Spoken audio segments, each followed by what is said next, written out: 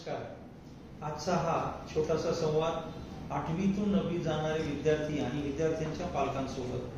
खरं तर विद्यार्थी 8वीतून 9वीत गेला की त्यात पहिलं अपेक्षित हे असतं की बालपण संपून तो मॅच्युरिटीकडे टर्न व्हायला पाहिजे.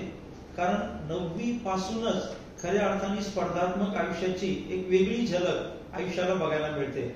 आणि म्हणूनच गव्हर्नमेंट ऑफ इंडियाने आणलेल्या नवीन एज्युकेशन पॉलिसीमध्ये सुद्धा 9, 10, 11 आणि 12 या 4 वर्गांचा वेगळा गट आता प्रस्थापित केला आहे. म्हणजे न्यू एज्युकेशन पॉलिसीच्या या गटामध्ये 9, 10 टाकण्याचा एकमात्र उद्देश होता की 11वी 12वीला लागणारी डेप्थ, त्या पद्धतीची परीक्षा आणि त्याला लागणारी मॅच्युरिटी जर विद्यार्थ्यांमध्ये यायची असेल तर त्याला 9th पासूनच विविध स्पर्धा परीक्षांमध्ये फोकस लक्ष देणं अपेक्षित आहे. म्हणजे खऱ्या अर्थाने 12वी नंतर काही स्पर्धा परीक्षांच्या भीतीमुळे कित्येक हुशार विद्यार्थ्यांचं जे आयुष्याचं नुकसान होतं ते व्हायचं नसेल तर पास हो की ना हो हा एक विशेष मुद्दा. पास हो की ना हो, पण 9th आणि 10th मध्ये जेवढ्या शालेय स्तरावरील चांगल्या स्पर्धा परीक्षा विद्यार्थी देऊ शकतील त्यांनी द्यायलाच पाहिजे. आणि जर विद्यार्थ्यांच्या नशिबामध्ये ह्या परीक्षांना तयारी करण्यासाठी जर विशेष प्रॉपर प्लान्ड कोचिंगची सुविधा सापडली किंवा मार्गदर्शन सापडलं तर 100% हे विद्यार्थी या परीक्षांमध्ये यशस्वी होतील आणि ही यशाची गोडी 11वी 12वी पर्यंत अशीच राहायला 100% मदत होते. चाटे फाउंडेशनने सुद्धा हीच काळाची गरज लक्षात घेऊन 8वीतून 9वी जाणाऱ्या विद्यार्थ्यांसाठी पुढचं करिअर लक्षात घेत करिअर फाउंडेशनचा 9चा जो कोर्स प्लॅन केलाय त्यामध्ये 9वीला असणारी एक सगळ्यात महत्वाची परीक्षा doctor Homi Bhabha young scientist award examination आणि दुसरी Maharashtra talent search exam MTSE. खरं तर या 9वीतल्या दोन्ही परीक्षा खूप सुंदर आणि या परीक्षांच्या अभ्यासाच्या निमित्ताने विद्यार्थ्यांना खरंच स्पर्धात्मक वातावरण मिळायला मदत होते. आता चाटे फाउंडेशनने सुद्धा या 9वीच्या कोर्समध्ये या दोन्ही परीक्षांना पॅरलली प्रिपरेशन करण्याचा प्रोग्राम बनवलाय. पण तत्पूर्वी होमी भाभा परीक्षा काय असते, कशी असते आणि त्यासाठी कशी तयारी करायची लागते हे जर थोडंसं पाहिलं तर होमी भाभा ही परीक्षा प्युअरली सायन्स बेस्ड एक्झाम आहे. म्हणजे ज्या विद्यार्थ्यांना मॅथमॅटिक्सची भीती वाटते त्यांना तर ही सुवर्ण संधी. ही परीक्षा 4 लेवलमध्ये डिवाइड केली आहे. त्या 4ही लेवल विद्यार्थ्यांना जर अनुभवता आल्या तर खऱ्या अर्थाने प्रत्यक्ष आयुष्यात लढाई करताना लागणाऱ्या 4ही लेवल या परीक्षेतनं विद्यार्थ्यांना मिळतील बघायला. पहिली लेवल जी साधारणतः सप्टेंबर-ऑक्टोबर मध्ये होणार आहे ती असते रिटन एक्झाम. होमी भाभा परीक्षेची लेवल 1 ही साधारणतः सप्टेंबर-ऑक्टोबर मध्ये होते. 100 मार्कांचा पेपर असतो आणि याला 90 मिनिटांचा वेळ दिलाय. आता ह्या 100 मार्क्सचं जे डिव्हिजन आपण पाहिलं तर ह्यामध्ये कुठल्याही बोर्डात महाराष्ट्रात 9वीत शिकणारा, मी कुठलेही बोर्ड यासाठी म्हणतोय की 9th स्टँडर्डला महाराष्ट्रात कोणत्याही बोर्डाच्या शाळेमध्ये शिकणाऱ्या विद्यार्थ्यांना जर होमी भाभा परीक्षा पूर्ण तयारीनिशी द्यायची असेल तर त्यांच्या गाईडलाईन नुसार, महाराष्ट्र सायन्स टीचर असोसिएशनच्या गाईडलाईन नुसार 9th standard state board syllabus of science, 9th standard state board syllabus of science ला पकडून मग त्याची जे चॅप्टर CBSE ICSE ला असतील त्या लेवल पर्यंत थोडीशी डेप्थ अपेक्षित असते. आणि ह्या 9th स्टँडर्डच्या सायन्सच्या सिलेबसवर 60 प्रश्न, 8वी सायन्सच्या सिलेबसवर 20 प्रश्न, 7वी सायन्सच्या सिलेबसवर 10 प्रश्न, 90 मार्क्स सायन्स बेस्ड आणि 10 मार्क हे जनरल GK ज्याला आपण म्हणतो सायन्स रिलेटेड बेस्ड असा 100 मार्काचा पेपर. होमी भाभा कंडक्शन कमिटीने आपल्या महाराष्ट्रात काही विभाग पाडलेत सोयीस्कर काम व्हावं म्हणून. जसं औरंगाबाद विभाग, पुणे विभाग, कोल्हापूर विभाग, विदर्भचा विभाग, या विभागावर ही परीक्षा घेतली जाते. पेपर मात्र पूर्ण महाराष्ट्रात एकच असेल. आता 100 मार्काची ही जी एक्झाम होणार आहे त्यामधनं लेवल 2 ला जे सिलेक्शन होतं, जे प्रॅक्टिकल लेवल असते त्या सिलेक्शनचा जो क्रायटेरिया आहे की या 100 मार्काची परीक्षा प्रत्येक विभागातून जेवढे विद्यार्थी 9चे देतील, 9th स्टँडर्डचे त्या विभागात जेवढेही विद्यार्थी होमी भाभा परीक्षा देतील त्यामधले टॉप 7.5% विद्यार्थी हे प्रॅक्टिकल लेवलला क्वालिफाय होतात. म्हणजे सर्वप्रथम एक मुद्दा असा येतो की यामध्ये कुठल्याही फिक्स मार्क नाहीयेत की किती मार्क मिळाले म्हणजे मला पुढच्या लेवलला जाता येईल. हे रिलेटिव्ह मार्किंग आहे. त्यामुळे पेपर अवघड आला तर कट ऑफ खाली येतो, पेपर इझी आला तर कट ऑफ वर जाईल. म्हणजे आपल्याला टॉप 7.5% मध्ये येऊन प्रॅक्टिकल लेवलला जायचं असतं. आता पुढचा प्रॅक्टिकलचा अनुभव एवढा सुंदर असतो की या विद्यार्थ्यांना स्वतः फिजिक्स, केमिस्ट्री आणि बायोलॉजीचे प्रॅक्टिकल करून दाखवायचे असतात या प्रॅक्टिकल एक्झाम मध्ये, ज्यामध्ये फिजिक्स 10 मार्क, केमिस्ट्री 10 मार्क आणि बायोलॉजी 10 मार्कांचा प्रॅक्टिकल एक्झाम होणार आहे. आता लेवल 3 आणि 4 ह्या क्लब्ड आहेत. मी क्लब ह्यासाठी म्हटलंय की लेवल 1 आणि 2 मधनं जे विद्यार्थी यशस्वी होऊन पुढे जातील तो प्रत्येक विद्यार्थी यंग सायंटिस्ट घोषित झालेला असतो.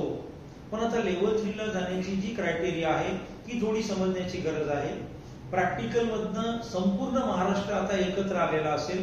प्रॅक्टिकल मधनं 30 पैकी मिळालेले मार्क आणि थेरीच्या 100 मार्कांना प्रपोर्शनली 30 मध्ये कन्वर्ट केल्या जातं. मी प्रपोर्शनली म्हणतोय म्हणजे 100 में से इतना तो 30 में से कितना, असं रिटनच्या 100 मार्कांना 30 मध्ये कन्वर्ट केल्या जातं. प्रॅक्टिकलचे 30 मधले मार्क ऍड केले जातात आणि लेवल 1 लेवल 2 च्या या मार्कांची टोटल करून संपूर्ण महाराष्ट्रातले टॉप 10% मुलं हे पुढच्या लेवलसाठी क्वालिफाय होतात. टॉप 10% मुलं जे थर्ड लेवलला जातील तो प्रत्येक विद्यार्थी यंग सायंटिस्ट घडलेला असतो. आता राहिला विषय की गोल्ड कुणाला, सिल्वर कुणाला आणि ब्रॉन्झ कुणाला. यासाठी लेवल 3 मध्ये या विद्यार्थ्यांचा एक इंटरव्ह्यू होतो आणि या इंटरव्ह्यू मध्ये त्यांना सायन्स रिलेटेड आणि चालू घडामोडींवर साधारणतः इंटरव्ह्यू घेतला जातो. हा 30 मार्कांचा असतो. आणि जे शेवटची 4 नंबरची लेवल आहे ती तर अतिशय प्रॅक्टिकल ओरिएंटेड आहे.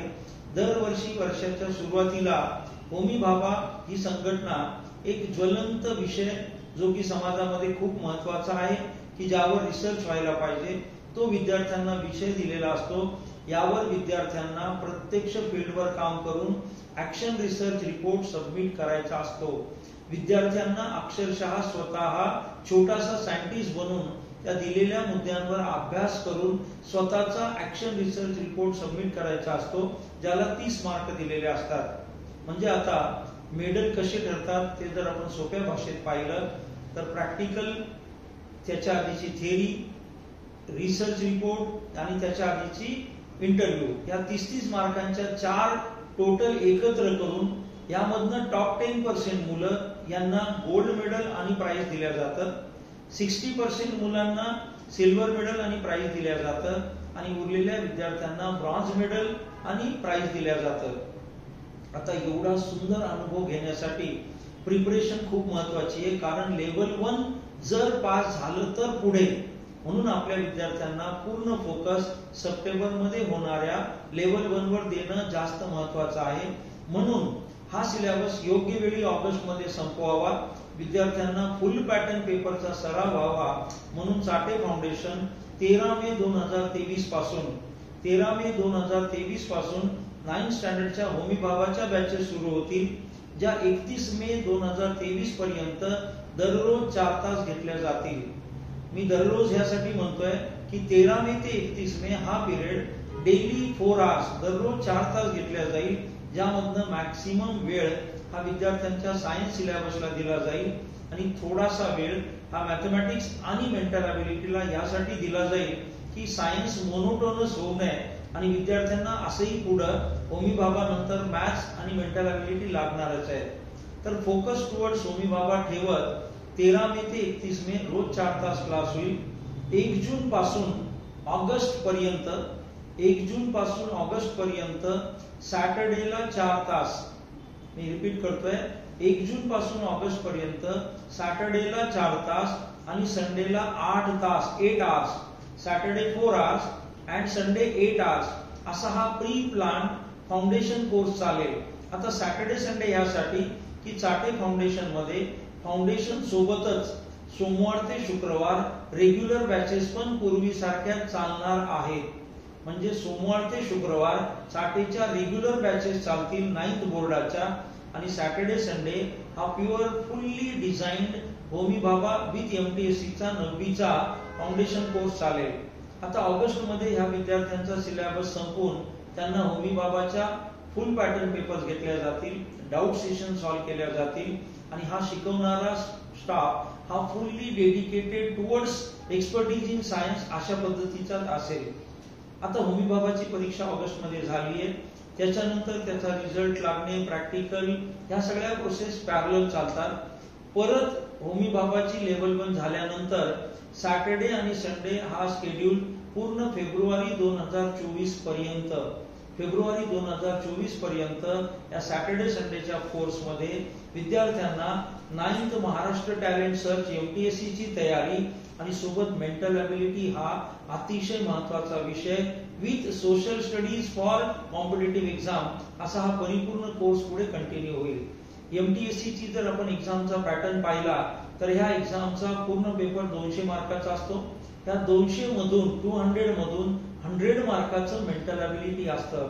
म्हणजे एकटा मेंटल एबिलिटी 50% सिलेबस कव्हर करतोय आणि ज्या विद्यार्थ्यांना बौद्धिक लेवलवर विचार करण्याची क्षमता आहे ते या मेंटल एबिलिटीच्या ताकदीवर महाराष्ट्र रँक मारतात. चाटेमध्ये हा मेंटल एबिलिटी, मॅथमॅटिक्स हा बोर्डासोबतच हायर लेवल फाउंडेशन आणि सोबत सोशल स्टडी असा हा कोर्स आपला चालणार आहे.